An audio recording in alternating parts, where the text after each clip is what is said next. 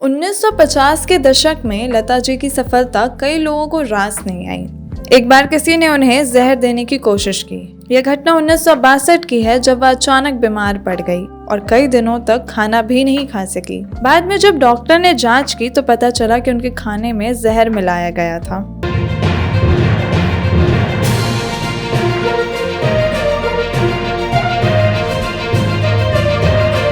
नमस्कार, मैं सोनल, आप देख रहे हैं द एसबी प्रेस। शुरुआती दौर में लता मंगेशकर जी की आवाज को बहुत पतला माना जाता था। उस समय की मशहूर गायिका नूर जहां और शमशाद बेगम की भारी आवाज के सामने उनकी आवाज ज्यादा पसंद नहीं किया जाता था। उन्हें कई संगीतकारों ने काम देने से मना कर दिया, लेकिन उन्होंने हार नहीं मानी और लगातार मेहनत करती रहीं। आप सोच रहे होंगे कि आज लता मंगेशकर के बारे में क्यों बात कर रहे हैं, क्योंकि 6 फरवरी 2022 यह वह दिन था जब भारत ने अपनी सबसे प्रिय आवाज को खो दिया। लता मंगेशकर जी, जिनकी आवाज ने पूरे भारत को एक सूत्र में पिरोया, इस दुनिया को अलविदा कह गई। 92 साल की उम्र में कोरोना और उम्र संबंधी बीमारियों के कारण मुंबई के ब्रीच कैंडी अस्पताल में उन्होंने आखिरी सांस ली। उनकी तबीयत जनवरी 2022 से बिगड़ना शुरू हो गई थी और उन्हें अस्पताल में भर्ती कराया गया था। डॉक्टरों ने पूरी कोशिश की, लेकिन 6 फरवरी की सुबह संगीत का सबसे सुनहरा अध्याय बंद हो गया। उनके निधन की खबर से पूरे देश में शोक की लहर दौड़ गई। राष्ट्रपति, प्रधानमंत्री, बॉलीवुड की बड़ी हस्तियां और आम जनता, हर किसी की आंखें नम थी। लता मंगेशकर जी के निधन पर भारत सरकार ने 2 दिन का राष्ट्र शोक भी मनाया था। उनके सम्मान में राष्ट्रीय ध्वज आधा झुका दिया गया था। उनका अंतिम संस्कार मुंबई के शिवाजी पार्क में पूरे राजकीय सम्मान के साथ किया गया। जब उनकी अंतिम यात्रा निकली तो हजारों लोग उन्हें अंतिम विदाई देने के लिए सड़कों पर उतर आए थे। प्रधानमंत्री नरेंद्र मोदी खुद उनकी अंतिम यात्रा में शामिल हुए और उन्हें श्रद्धांजलि दी थी। लता जी की अविस्मरणीय यात्रा की बात करें तो उनका जन्म 28 दिसंबर 1929 को मध्य प्रदेश के इंदौर शहर में हुआ था। उनका असली नाम हेमा मंगेशकर था, लेकिन बाद में उनके पिताजी ने, जो खुद एक संगीतकार थे, उनका नाम बदलकर लता रख दिए। लता जी बचपन से ही संगीत से जुड़ी रहीं, लेकिन जब वह सिर्फ 13 साल की थी तब उनके पिता का देहांत हो गया। उनके पिता के गुजरने के बाद पूरा परिवार आर्थिक संकट में आ गया। ऐसे में लता जी ने बहुत छोटी उम्र में ही फिल्मों में गाना शुरू कर दिया। उन्होंने पहली बार 1942 में एक मराठी फिल्म किती हसाल में गाना गाया, लेकिन वह फिल्म रिलीज नहीं हो पाई। उनका पहला हिंदी गाना 1943 में फिल्म मजबूर के लिए था, दिल मेरा तोड़ा मुझे कहीं का ना छोड़ा।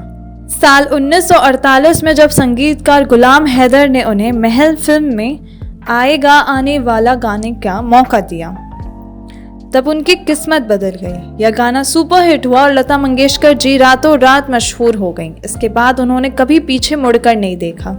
लेकिन यह सफर आसान नहीं था। 1950 के दशक में कई संगीतकार उन्हें नजरअंदाज कर रहे थे। तब गुलाम हैदर ने उनसे कहा था, वे एक दिन इतनी बड़ी गायिका बनेंगी कि लोग इनके कदमों में बैठकर गाने की भीख मांगेंगे।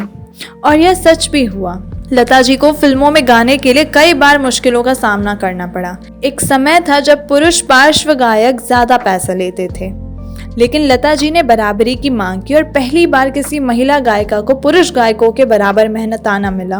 1962 के भारत चीन युद्ध के बाद जब देश मातम में डूबा हुआ था, तब लता जी ने एक ऐसा गाना गाया जिसने पूरे देश को भावुक कर दिया। ऐ मेरे वतन के लोगों, गाने को सुनकर खुद प्रधानमंत्री जवाहरलाल नेहरू की आंखों में आंसू आ गए थे। इस गाने को लेकर एक और दिलचस्प किस्सा है। शुरू में लता जी यह गाना गाने के लिए तैयार नहीं थी, क्योंकि वह इसे अपने गाने की शैली से अलग मानती थी। लेकिन जब कवि प्रदीप और संगीतकार सी रामचंद्र ने उन्हें समझाया तो वह मान गई, और जब उन्होंने इसे गाया तो यह इतिहास बन गया। लता मंगेशकर जी और राज कपूर की दोस्ती बहुत गहरी थी। राज कपूर ने कहा था कि उनकी फिल्मों की आत्मा लता जी की आवाज है। फिल्म सत्यम शिवम सुंदरम के लिए राज कपूर चाहते थे कि लता जी खुद इस फिल्म में अभिनय करें, लेकिन उन्होंने साफ मना कर दिया। एक बार लता जी ने राज कपूर से नाराज होकर उनके साथ काम करने से मना कर दिया था। दरअसल हुआ यूं कि एक बार राज कपूर ने किसी मजाक में कुछ ऐसा कह दिया जिससे लता जी को बहुत बुरा लगा। उन्होंने तय कर लिया कि वह उनकी किसी भी फिल्म में गाना नहीं गाएंगी, लेकिन बाद में नरगिस जी ने दोनों के बीच सुलह कराई और लता जी ने फिर से आरके फिल्म्स के लिए गाना गाना शुरू कर दिया था।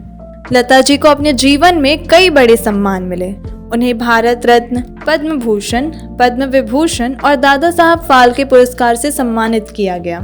लेकिन क्या आप जानते हैं कि उन्होंने 1976 से 1979 तक फिल्मों में गाना छोड़ दिया था।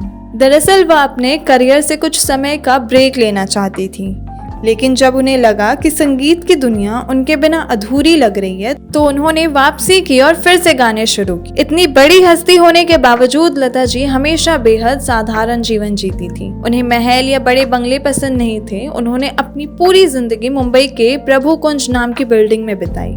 एक और दिलचस्प बात यह है कि लता जी को क्रिकेट देखने का बहुत शौक था। वह सचिन तेंदुलकर की बहुत बड़ी फैन थी और उन्होंने 1983 वर्ल्ड कप जीतने के बाद भारतीय टीम के लिए एक विशेष कॉन्सर्ट भी किया था। भारत रत्न लता मंगेशकर सिर्फ एक नाम नहीं बल्कि एक एहसास है। उनकी आवाज ने दर्शकों तक करोड़ों दिलों पर राज किया। लता जी भले ही हमारे बीच शारीरिक रूप से ना हो, लेकिन उनकी आवाज अमर है। उनकी मधुरता, उनकी सादगी और उनका संगीत हमें हमेशा प्रेरित करता रहेगा। अगर आपको यह वीडियो पसंद आया हो तो इसे लाइक करें, शेयर करें और हमारे चैनल को सब्सक्राइब करना ना भूलें। लता मंगेशकर जी की कौन सी गीत आपको सबसे ज्यादा पसंद है, हमें कमेंट में जरूर बताएं। धन्यवाद।